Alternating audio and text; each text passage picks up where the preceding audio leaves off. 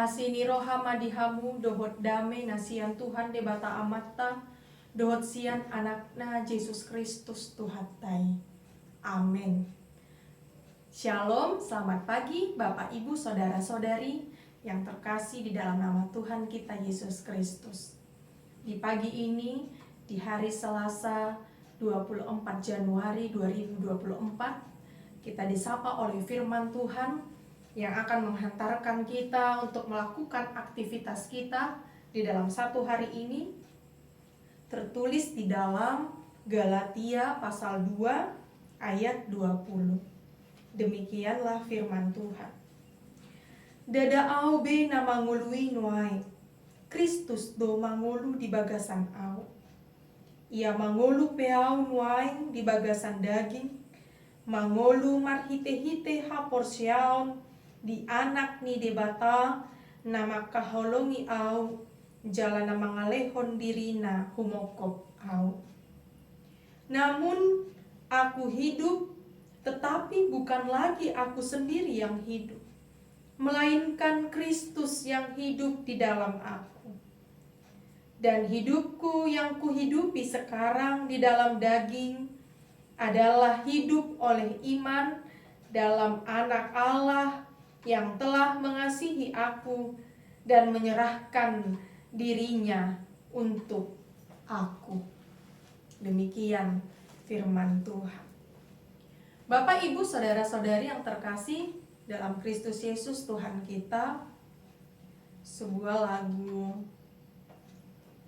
rohani sepenggal selirik berkata, hidupku bukannya aku lagi, tapi Yesus dalamku. Berkata demikian. Bosannya kita dihantar dalam satu kehidupan, bahwa hidup kita bukanlah milik kita. Hidup kita bukan oleh karena kita, tetapi Kristus yang pada mulanya Allah mencipta kita, memberikan nafas kehidupan kepada kita. Lalu Allah sendiri yang tinggal di dalam kita melalui penciptaannya, segambar dan serupa dengan Allah. Hingga akhirnya kita tahu bahwa ternyata kita adalah berdosa melalui manusia yang pertama adalah orang berdosa. Dan kita yang sekarang adalah manusia yang berdosa. Tetapi karena kejatuhan manusia ke dalam dosa, Allah berinisiatif yang terus memberikan hatinya yang penuh kasih, mengirimkan anaknya Yesus Kristus, menjembatani kita kepada Allah, yaitu dengan kasih karunia Yesus Kristus yang telah menyerahkan nyawanya untuk kita.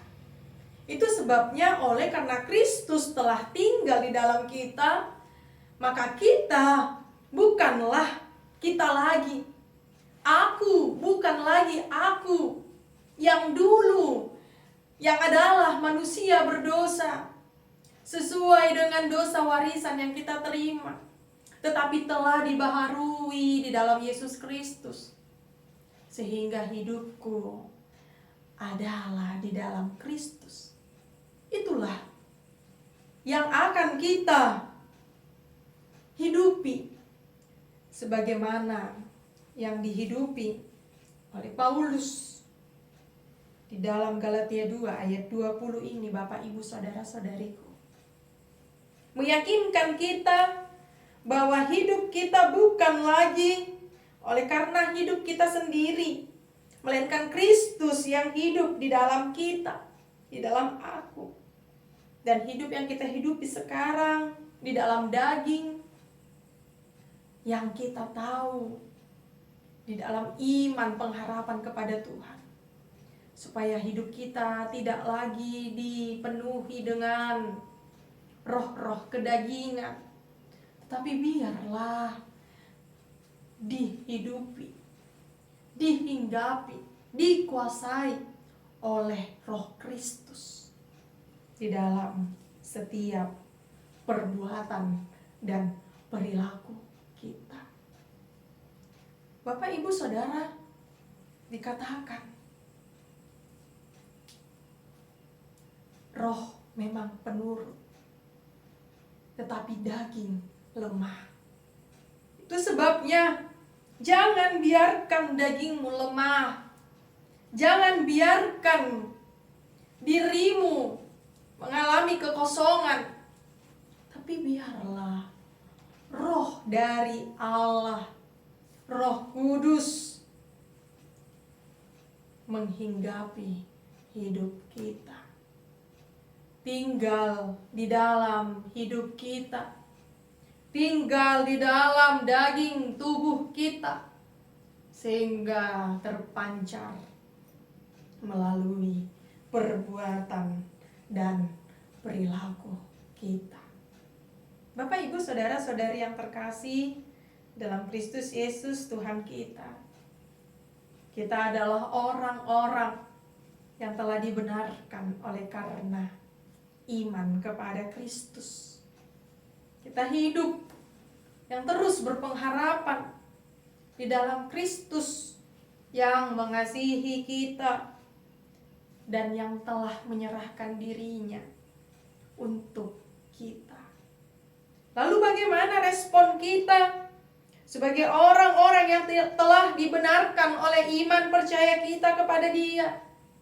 Apakah kita menyia-nyiakan waktu yang diberikan kepada kita? Apakah kita hanya merasakan itu adalah bagian dari tanggung jawab Allah di dalam Yesus Kristus kepada kita?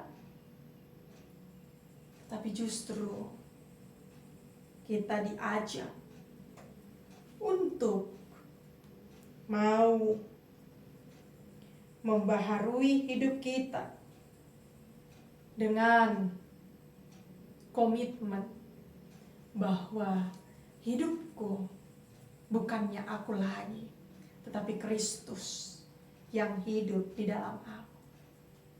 Oleh karena itu, karena Kristus telah hidup di dalam aku, di dalam kita, dalam Bapak, Ibu, Saudara-saudariku semua, maka biarlah Kristus juga yang menguasai setiap hati, pikiran, perbuatan, perilaku kita.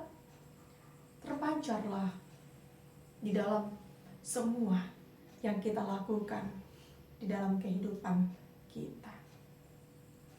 Karena